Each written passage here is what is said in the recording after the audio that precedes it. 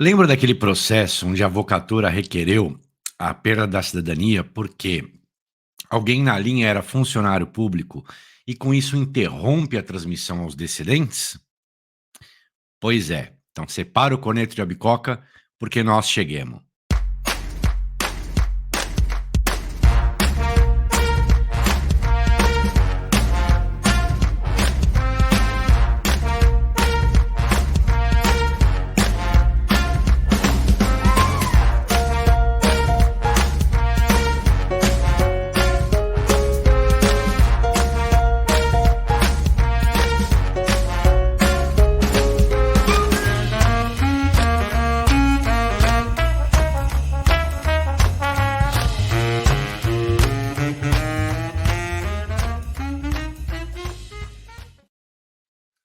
Olá, meus amigos, tudo bem? O vídeo de hoje é a continuação da saga contra a avocatura de Estado de Trieste. Para quem não sabe o que estou falando, ou não acompanhou os vídeos anteriores, chamado Perda da Cidadania, cuidado, do dia 3/8, e a parte 2, que veio a sentença, né? Nós abordamos ali a sentença, do dia 21/9, recomendo assistir. A avocatura de Trieste defende a tese de perda da cidadania aos requerentes que, na linha de transmissão, um dos ascendentes ou mesmo o próprio requerente tenham funções públicas no Brasil ou em outro país ali onde nasceu, onde vive. Pois é, a avocatura perdeu o processo, mas não ficou contente, propôs a apelação ontem.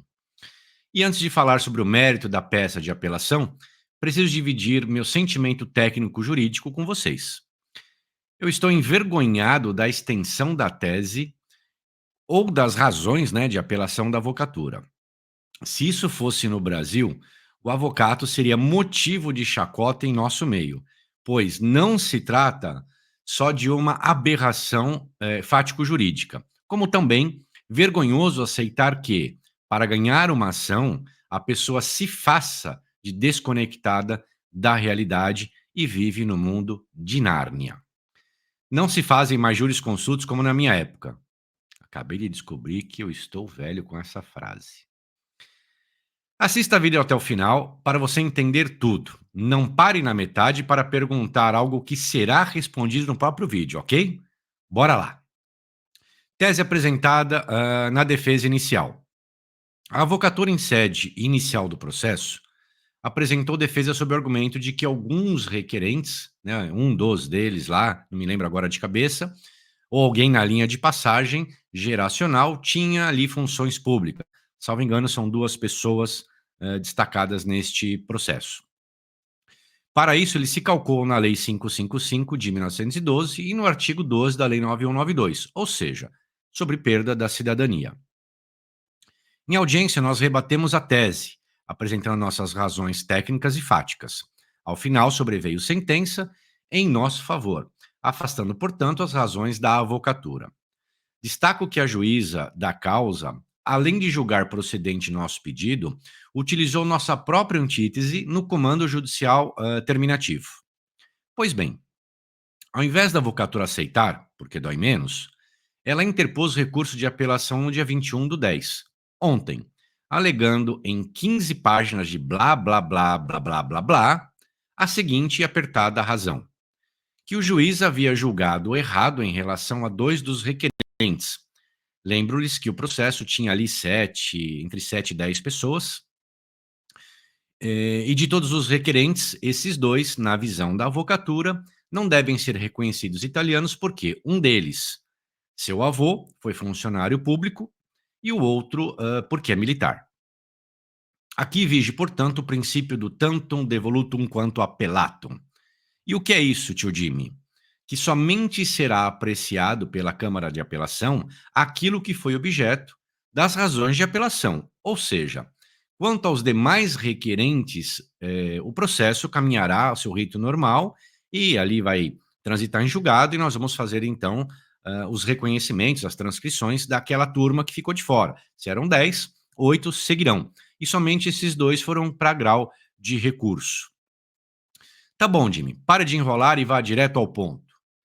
Em nossa réplica em primeira instância, alegamos, dentre outros temas, que para ocorrer a perda da cidadania em razão da função desempenhada pelo ascendente, a Itália deveria notificar o interessado, dando-lhe prazo para apresentação de manifestação e, não havendo a notificação, não se pode falar em perda direta automática do direito.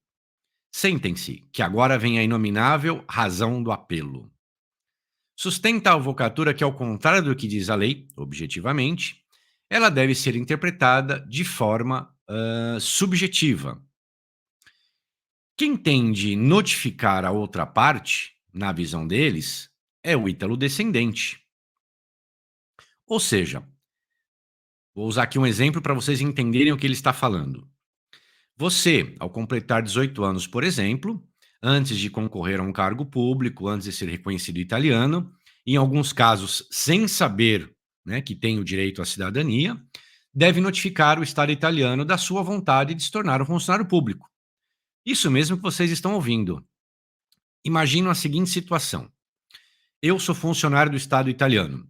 Recebo uma notificação de um tal de José das Couves, brasileiro, residente no Brasil, sem nenhuma ligação documental com a Itália. Ou seja, um total desconhecido para mim e para a Itália. Dizendo que pretende ser funcionário público no Brasil e solicitando uma autorização de concorrer ao cargo. O que eu posso fazer? Negar? Dar boa sorte?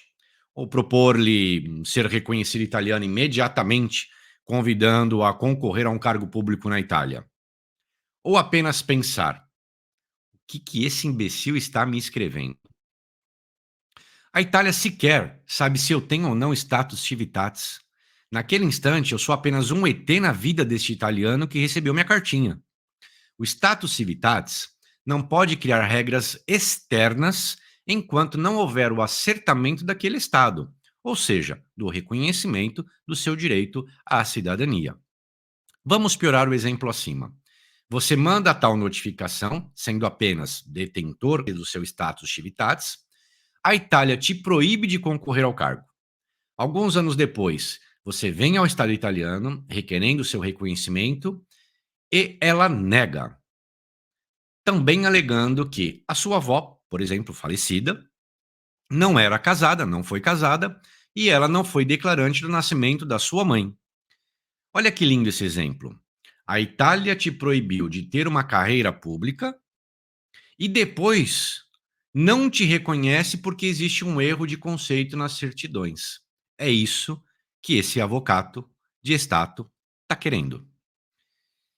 Bom, esta parte, por incrível que pareça, é o cerne, é o mérito das razões recursais da avocatura. Não tem outro mérito, ok? Essa é a parte forte das razões deles. E aí eu pergunto: isso é uma tese técnica? Eu posso chamar o colega de advogado? Eu, Jimmy, teria vergonha de apresentar uma defesa dessas. Isso se chama, a meu ver, com todo respeito, jus esperneandi. E tenho certeza que a avocatura será condenada em pagar ali o ônus de sucumbência e acho ainda que vai ser um pouquinho alto, porque a Corte de Apelo vai entender realmente que é completamente um bicho papão. Bom, pessoal, o julgamento está marcado para fevereiro. Lá eu faço um novo vídeo para dizer o que o Tribunal de Apelo entendeu. Curte, se inscreva e compartilhe. Bacione e arrivederci.